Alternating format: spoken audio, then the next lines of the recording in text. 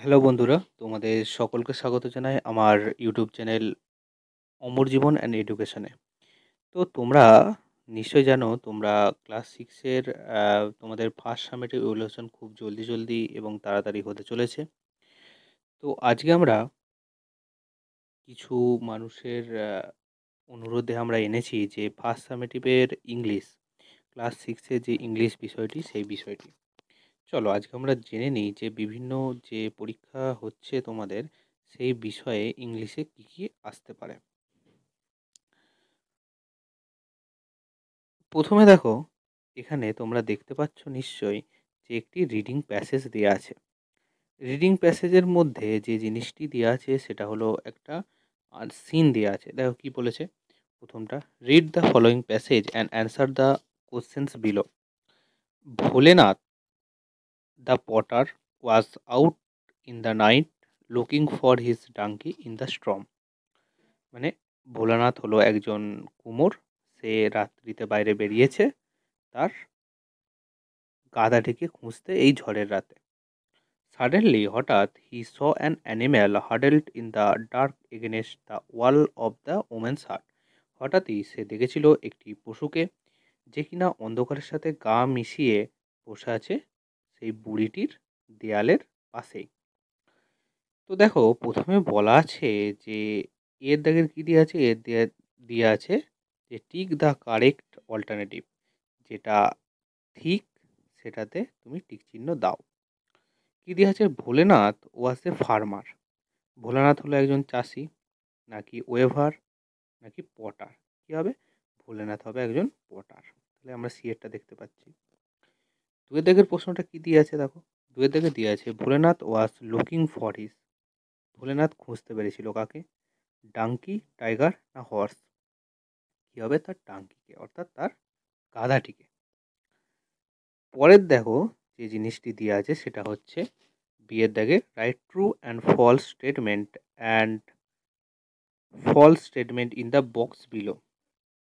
বক্সের মধ্যে যেগুলো ট্রু অর্থাৎ সত্যি হবে সেগুলো লিখতে দিচ্ছে, যে স্টেটমেন্টটি ভুল হবে সেটা ফলস লিখতে দিচ্ছে।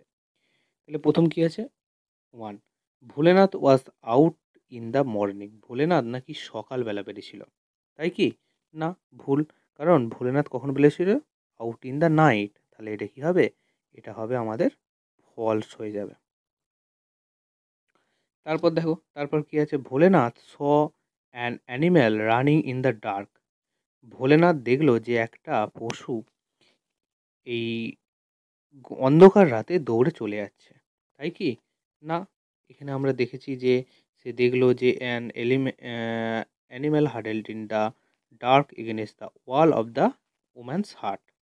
মানে একটি পশু বুড়ির ঠিক বাড়ির পেছনে অর্থাৎ দেয়ালের পেছনে বসেছিল। তাহলে এটা কি হবে, এটা হবে ফলস হবে, তাই তো, এটা হবে ফলস। পরেরটা দেখো, এখানে দেয়া আছে যে কিছু গ্রামার করতে দেয়া আছে। তাহলে গ্রামারটা দেখে নিই আমরা কি কি দিয়েছে। বলছে fill in the blanks with an article, অর্থাৎ এ অ্যান দি করতে দিচ্ছে। তাহলে এ অ্যান দির মধ্যে আমরা কি জানি, এ কোথায় বসে বলো তো, এ বসে যেগুলো কনসনেন্ট, ঠিক আছে। অ্যান কোথায় বসে, যেগুলো ভাওয়েল। তাহলে ভাওয়েলগুলো কি কি হবে, ভাওয়েলগুলো হবে এ, এ সরি হ্যাঁ, তাহলে ভাওয়েল কোনগুলো হবে, ভাওয়েল হবে এ, ই, আই, ও এবং ইউ। এই যে এ, ই, আই, ও, ইউ, এই যে পাঁচটি, এই পাঁচটি হলো ভাওয়েল এবং বাদ বাকি সবই কনসোনেন্ট। তাহলে এ, ই, আই, ও, ইউ এই ভাওয়েলগুলোর আগেই বসবে আমাদের কি বসবে, অ্যান বসবে। আর দি কোথায় বসবে, দি বসবে যেগুলো পৃথিবীতে একটি করে আছে সেগুলো ক্ষেত্রে দি বসবে। তাহলে চলো আমরা দেখে নিই যে কোথায় এ অ্যান দি বসতে পারে। Dash Arabian Sea in India. আচ্ছা, অ্যারাবিয়ান সি, অ্যারাবিয়ান সি মানে কি, অ্যারাবিয়ান সি হলো আমাদের কি আরব সাগর। তাহলে আরব সাগর পৃথিবীতে একটা, তাহলে আরব সাগরের কাছে কি বসবে, আরব সাগরের কাছে আমরা এখানে দি বসাবো, ঠিক আছে। পরেরটা, Rabindranath Tagore was dash great poet. Rabindranath Thakur ছিলেন একজন মহান কবি। তাহলে এখানে কি বসবে? এখানে আমাদের এ বসাতে হবে। তারপর দেখো বলেছে যে Rima is an obedient girl. Obedient girl, তাহলে কি হবে? এখানে কি বসবে আমাদের? এখানে বসবে আমাদের অ্যান বসাতে হবে। তাহলে এখানে আমাদের অ্যান বসাতে হবে। তাহলে আমরা দেখে নিলাম কোথায় টি বসবে, কোথায় এ বসবে, কোথায় অ্যান বসবে। ৩ নম্বরে দেখো identify the common and proper noun given below. এখানে প্রপার নাউন এবং কমন নাউন সম্পর্কে একটি তালিকা প্রস্তুত করতে বলেছে। এখানে আমরা প্রথমে জেনে নিই প্রপার নাউন কি। প্রপার নাউন সেই নাউনগুলো যেগুলো কোনো কিছু নির্দিষ্ট করে বোঝাবে। কমন নাউন কোনগুলো? এরাও নাউন, কিন্তু এরা নির্দিষ্ট করে বোঝাবে না। এখানে দেখো বেশ কিছু জিনিস আছে, সেগুলোকে আমরা এখানে চিহ্নিত করব একটি সার্কেল দিয়ে। যেগুলো প্রপার নাউন হবে সেগুলো সার্কেল দেব, আর যেগুলো কমন নাউন হবে সেগুলোকে কি বক্স করে দেবো। তাহলে প্রথমে দেখি কী লেখা আছে। সচিন। সচিন একটা নাম, নির্দিষ্ট করে বোঝাচ্ছে, তাই এটা আমরা সার্কেল করলাম। দেন পরে দেখো বয় লেখা আছে। তাহলে বয়টা কি? বয়টা তো একটা নির্দিষ্ট করে বোঝাচ্ছে না। তাহলে বয়টা কি হবে? বয়টা হবে তোমার কমন নাউন। পরবর্তীতে দেখো দার্জিলিং। তাহলে দার্জিলিং কি হবে? দার্জিলিং একটা গোলের মধ্যে হবে। স্ট্রিট। স্ট্রিট কি হবে? স্ট্রিট হবে চার চৌকো বক্সে। দামোদর। দামোদর কি? একটা প্রপার নাউন, তাই এটা সার্কেলের মধ্যে এলো। রিভার। রিভার কি? রিভার হচ্ছে একটি চার চৌকো বক্সের ভেতর, কারণ এটি হবে কমন নাউন। তাহলে আমরা দেখলাম যে প্রপার নাউন কোনগুলো, কমন নাউন কোনগুলো, সে সম্পর্কে জানা গেল। পরবর্তীতে আমরা দেখতে পাচ্ছি যে 4 নম্বরে একটি রাইটিং স্কিলের কথা দেওয়া আছে। সেই রাইটিং স্কিলের সম্পর্কে এখানে দেওয়া আছে study the following family chart with write a paragraph in about 60 words about this family. তাহলে ফ্যামিলি সম্পর্কে তোমাকে লিখতে দিচ্ছে এখানে ফ্যামিলি ট্রি সম্পর্কে। দেখো এখানে ফ্যামিলি ট্রি সম্পর্কে কিছু কথা দেওয়া আছে, যেটা লেখা আছে দীপাঞ্জন রয় এবং অর্পিতা রয় সম্পর্কে দেওয়া আছে।